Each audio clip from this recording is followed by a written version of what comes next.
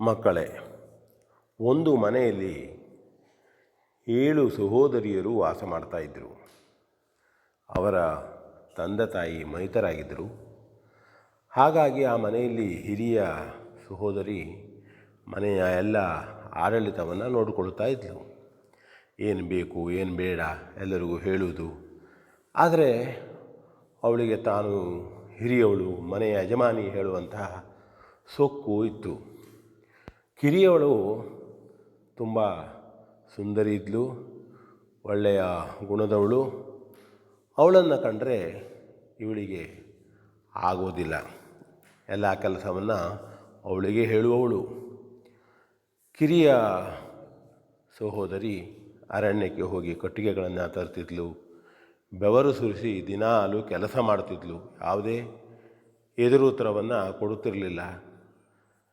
ಹಾಗಿದ್ದಾಗ ಒಂದು ದಿನ ಆ ಕಿರಿಯ ಸಹೋದರಿ ಊರ ಹೊಳೆಯಲ್ಲಿ ಕೈಕಾಲು ತೊಳೆಯುವಾಗ ಒಂದು ಬಂಗಾರದ ಮತ್ಸ್ಯ ಅಂದರೆ ಮೀನು ಸಿಗ್ತದೆ ಅವಳಿಗೆ.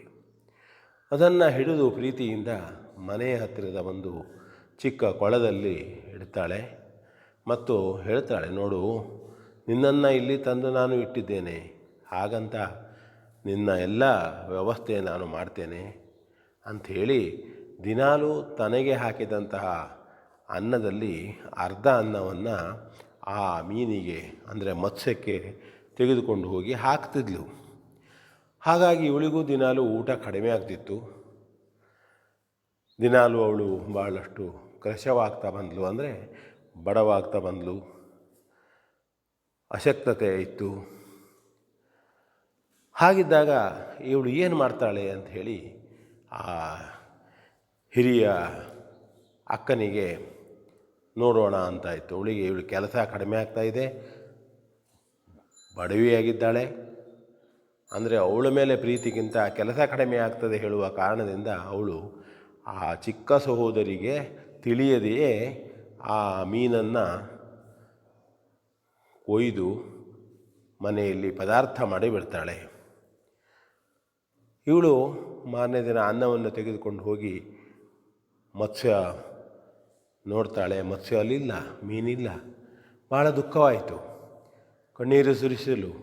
ಆಗ ಅಲ್ಲಿ ಸಮೀಪದಲ್ಲಿದ್ದಂಥ ಒಂದು ಕೋಳಿ ಕೂಗಿ ಹೇಳ್ತದೆ, ನೋಡು ಅಕ್ಕ, ನಾನು ನೋಡಿದ್ದೇನೆ, ನಿನ್ನ ಹಿರಿಯ ಅಕ್ಕ ಬಂದು ಆ ಮೀನನ್ನು ತೆಗೆದುಕೊಂಡು ಹೋಗಿ ಪದಾರ್ಥವನ್ನು ಮಾಡಿ ಅಲ್ಲಿ ನೋಡು, ಅಲ್ಲಿ ಎಲುಬನ್ನು ಬೀಸಾಕಿದ್ದಾರೆ, ಒಗೆದಿದ್ದಾರೆ ಎಂಬುದಾಗಿ ಹೇಳುತ್ತದೆ.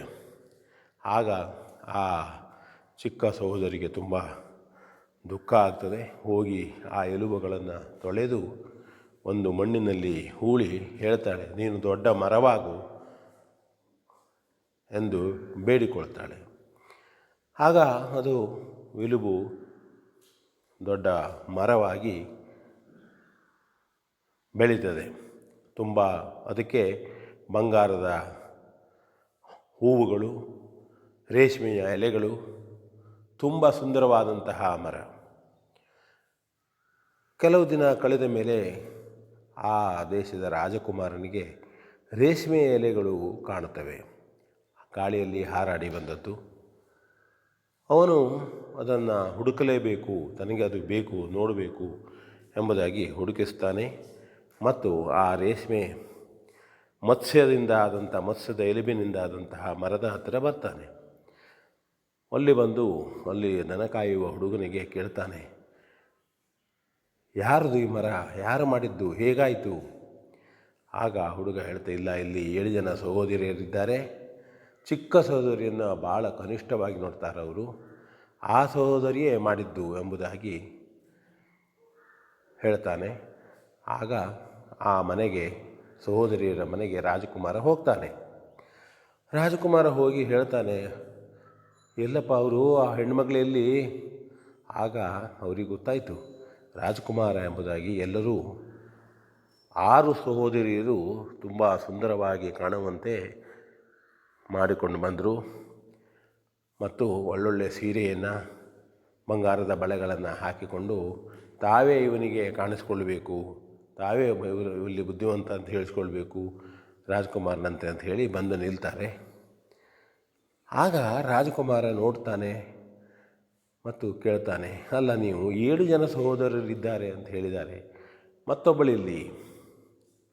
ಆಗ ಹಿರಿಯ ಸಹೋದರಿ ಹೇಳಿ, ಅವಳು ಏನೂ ಉಪಯೋಗ ಇಲ್ಲ, ಅವಳು ನೋಡಲಿಕ್ಕೂ ಚೆಂದಿಲ್ಲ, ನಾವೇ 6 ಇದ್ದವರು ಉಪಯೋಗ ಇದ್ದಂಥವರು, ಒಳ್ಳೆಯ ಸಹೋದರಿಯರು, ನೋಡಲಿಕ್ಕೂ ಸುಂದರಿಯರಿದ್ದೇವೆ ಎಂಬುದಾಗಿ ರಾಜಕುಮಾರನಲ್ಲಿ ಅವಳು ಹೇಳ್ತಾಳೆ.